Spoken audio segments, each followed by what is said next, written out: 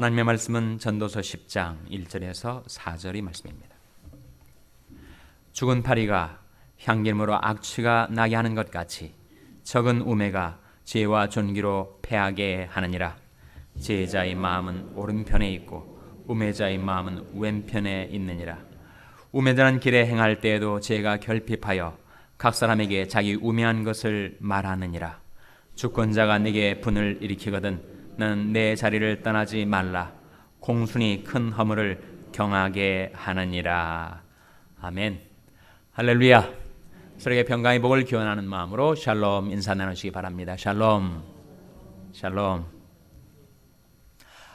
오늘이 며칠인지 아십니까? 오늘이 5월 30일이래요. 금년에 어느새 5달이 지나고 있습니다. 오늘 금요 성경 공부가 저녁 7시 반에 있는데 오늘은 직분론 3, 세 번째 직분론 강의가 있게 되겠습니다. 금요 성경 공부 후에 찬양 기도회가 이어지게 되겠습니다.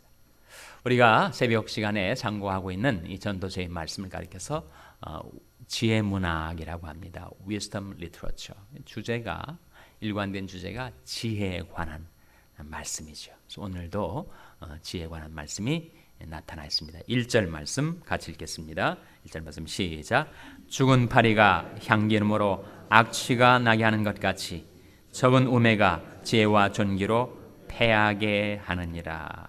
향기름은 사람들이 마음을 즐겁게 해주는 향이 나고 그리고 값진 것인데 그 향기름 단지에 파리가 하나 빠져가지고 죽었단 말이에요.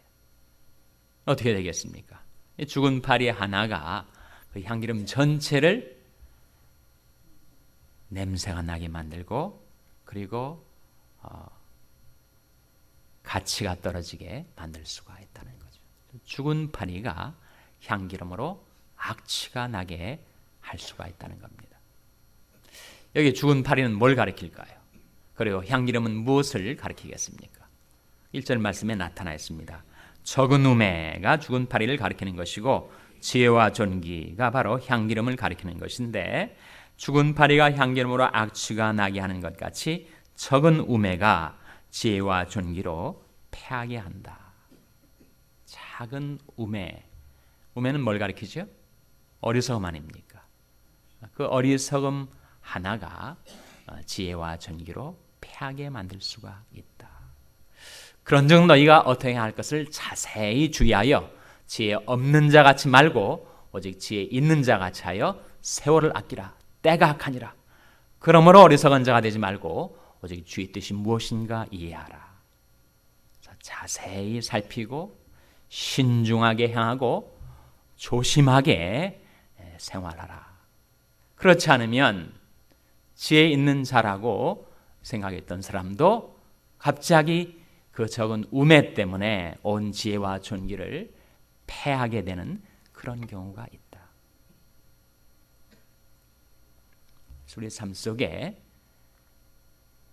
혹여라도 적은 우매가 내게 들어와서 하나님께서 은혜로 주셨던 지혜와 존귀를 망치게 하지는 않을지 조심하며 살라, 주의하며 살라, 신중하게 살라, 어떻게 할 것을 자세히 주의하며 우리 생활 전반에 걸쳐서 우리가 지혜를 따라 행해야 할 것을 말씀해 주고 있습니다. 2절 말씀 같이 읽겠습니다. 2절 말씀 시작. 지혜자의 마음은 오른편에 있고 우매자의 마음은 왼편에 있느니라. 이 말씀의 뜻이 뭘까요? 지혜자의 마음은 어디에 있다고요? 오른편에 있고 우매자의 마음은 왼편에 있다. 오른손잡이가 유리하다는 말씀인가? 그런 말씀이 아니겠죠. 우편이 의미하는 것, 성경에 그리고 고대 문헌에 우편이 의미하는 것은 뭐예요? 지혜와 권능. 왼편이 의미하는 것은 나약과 어리석음. 그래서 우리 주님께서 부활승천하셔서 하나님 어디에 앉아 계시다고요? 하나님 우편에 앉아 계시죠. 하나님이 손이 우리에게 나타나 역사할 때 그 하나님의 손을 가리켜서 무슨 손이라고 하죠? 여호와의 오른손. 우리가 어제 시편 118편 말씀에서도 여호와의 오른손이 권능을 베푸시고 여호와의 오른손이 높이 들리셨으며 여호와의 오른손이 권능을 베푸시는도다 라는 말씀을 우리가 묵상해 본 바가 있습니다. 그래서 지혜자의 마음은 항상 지혜를 구하고 지혜를 따라 행하고 우매자의 마음은 그 지혜를 잃고 방황하게 된다는 거죠. 3절 말씀, 우매자는 길에 행할 때에도 지혜가 결핍하여 각 사람에게 자기 우매한 것을 말하느니라. 본인 자신은 모르는데 다른 사람이 보면 안다는 거죠. 이 사람이 지금 지혜로 행하는가 우매함으로 행하는가를 알 수 있다는 거예요. 그래서 우매자는 길에 행할 때에도 지혜가 결핍하여 각 사람에게 자기 우매하는 것을 말한다고, 드러낸다고, 나타낸다고 말씀하고 있습니다. 4절 같이 읽겠습니다. 4절 말씀 시작. 주권자가 내게 분을 일으키거든 너는 내 자리를 떠나지 말라. 공순이 큰 허물을 경하게 하느니라. 주권자가 화가 나서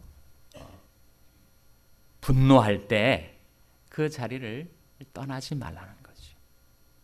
그런 공순함이 그 큰 허물을 경하게 만든다고 했습니다. 공순함, 양순함, 온순함을 성경은 지혜로운 삶이라고 우리에게 일러주고 있습니다. 강하고 주장하고 내세우는 것이 결코 지혜 있는 것이 아니라는 거죠.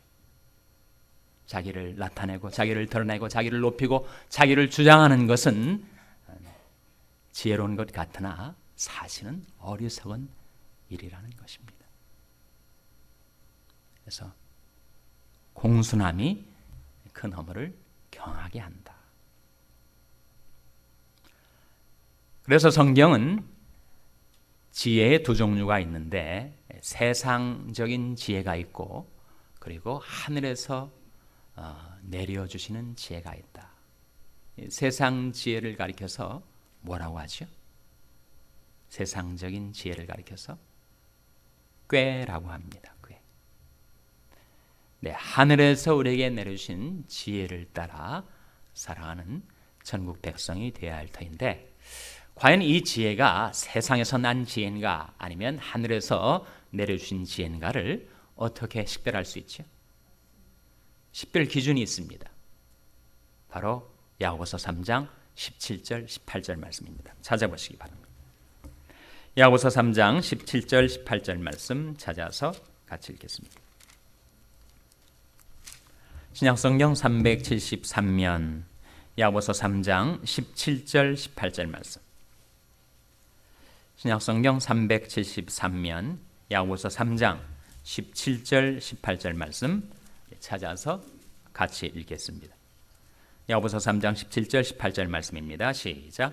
오직 위로부터 난 지혜는 첫째 성결하고 다음에 화평하고 관용하고 양순하며 긍휼과 선한 열매가 가득하고 변벽과 거짓이 없나니 화평케 하는 자들은 화평으로 심어 의의 열매를 거두느니라. 오직 위로부터 난 지혜, 하늘에서 내려주시는 지혜. 첫째 뭐라고요? 성결합니다. 욕심이 없어요. 무력과 명예욕과 권세욕과 여러 가지 욕심에 휘둘리면 우리는 성결을 상실하게 되는데 위로부터 난 지혜는 첫째가 성결, 두 번째가 뭐라고요? 화평입니다. 화평. 하늘의 지혜는 우리의 삶을 화평케 합니다. 세상의 지혜는 어떻게 만들어요? 세상의 지혜는 다투고 시기하게 만듭니다. 그것이 똑같이 지혜라고 일컫지만 하늘의 지혜와 세상의 지혜의 차이점이에요. 하늘의 지혜는 성결과 화평, 세상의 지혜는 다툼과 시기. 다툼과 시기가 어디에 나오는 말씀인가? 16절에 보시면 이런 말씀이 나오죠. 시기와 다툼이 있는 곳에는 요란과 모든 악한 일이 있음이니라. 이 시기와 다툼은 어디에서 나오는가? 15절에 보면 바로 세상 지혜라는 말이죠. 이러한 지혜는 위로부터 내려온 것이 아니요 세상적이요 정욕적이요 마귀적이다. 그래서 그 세상 지혜를 따라 꾀를 따라 행할 때는 꼭 시기와 다툼이 생겨나고 요란과 모든 악한 일이 생겨난다는 거예요.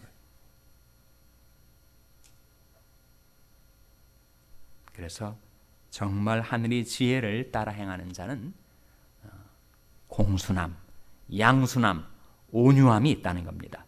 13절 말씀에 너 중에 지혜와 총명이 있는 자가 누구냐? 그는 선행으로 말미암아 지혜의 무엇으로 그 행함을 보일지니라 했습니까? 지혜의 온유함으로.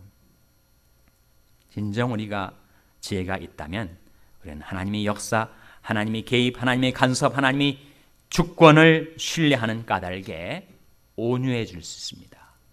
각박하지 않을 수가 있어요. 내가 꼭 나서서 내가 이루어야 한다고 착각하지 않게 됩니다. 모든 건 하나님의 주권 속에 있고 하나님이 결국은 모든 것을 이루신다. 그런즉 원하는 자로 말미암도 아니요 다른 박질하는 자로 말미암도 아니요 오직 긍휼히 여기시는 하나님으로 말미암음이니라. 그것을 믿는 까닭에 온유할 수가 있습니다. 그래서 지혜의 온유함으로 그 행함을 보일지니라. 14절에 그러나 너희 마음속에 독한 시기와 다툼이 있으면 자랑하지 말라. 진리를 거스려 거짓하지 말라. 만일 우리 마음속에 독한 시기와 다툼이 있다면 우리는 하늘의 지혜를 따라 행하는 것이 아니고 세상적인 지혜, 정욕적인 지혜, 마귀적인 지혜를 따라 행하여 진리를 거스리고 하나님을 대적하는 결과를 낳게 된다는 것입니다. 다시 17절, 18절 말씀으로 돌아와서 그래서 오직 위로부터 난 지혜는 첫째가 성결, 다음에 화평, 그리고 관용하고 그 다음에 뭐라고 했습니까? 양순합니다. 양순.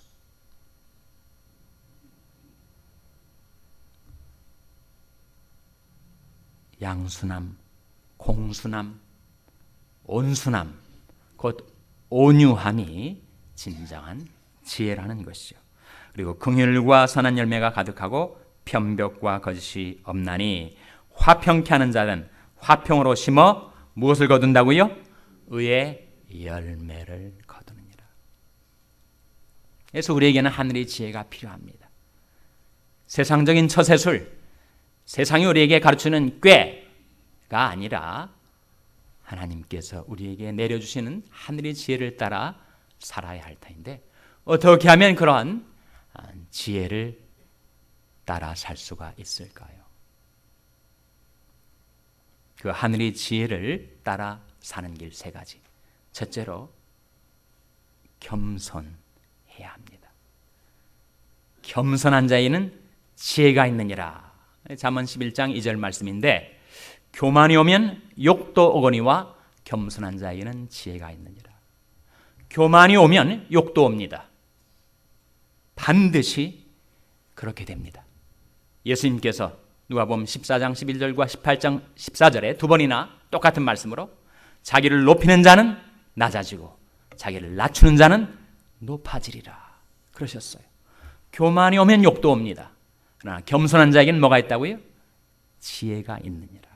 겸손한 자, 자신이 부족을 아는 자, 자기가 지혜가 없음을 아는 자, 그래서 하나님 앞에 나와 기도하는 자, 너희 중에 누구든지 지혜가 부족하거든 모든 사람에게 후히 주시고 꾸짖지 아니하신 하나님께 구하라 그리하면 주시리라. 자기 부족을 알고 겸손히 하나님 앞에 나와 기도하며 사는 자, 그 자에게 하나님께서 지혜를 베풀어 주시고 그리고 하나님이 능하신 손 아래서 겸손히 온유하게 하나님이 역사, 하나님이 개입, 하나님이 간섭, 하나님이 주권대로 모든 것 이루어 주실 것을 기대하며 사는 자에게 지혜가 주어지고, 셋째로 시편 111편 10절 말씀에 그 계명을 지키는 자에게는 다 좋은 지각이 있나니, 그 계명을 지키는 자에게는 다 좋은 지각이 있다. 지각이 뭘까요? understanding, 명철을 말합니다. 누구에게 그런 지각? 명철이 임하게 된다고요? 그 계명을 지켜 사는 자. 그래서 우리 마음에 여러 가지 어리석음이 얽혀 있는데 우리가 하나님의 말씀을 지킬 때마다 그 어리석음이 두두둑 떨어져 나가게 된다는 거예요. 그 계명을 지키는 자에게는 다 좋은 지각이 있습니다. 하나님께서 우리에게 베풀어 주시는 하늘의 지혜, 첫째 성결하고 다음에 화평하고 관용하고 양순하며 긍휼과 선한 열매가 가득하고 편벽과 거짓이 없는 그런 하늘의 지혜를 받아 지혜로운 천국 백성으로 살아가시는 저와 여러분 될 수 있기를 주님의 이름으로 축원합니다. 기도하시겠습니다. 오늘 말씀을 기억하며 하나님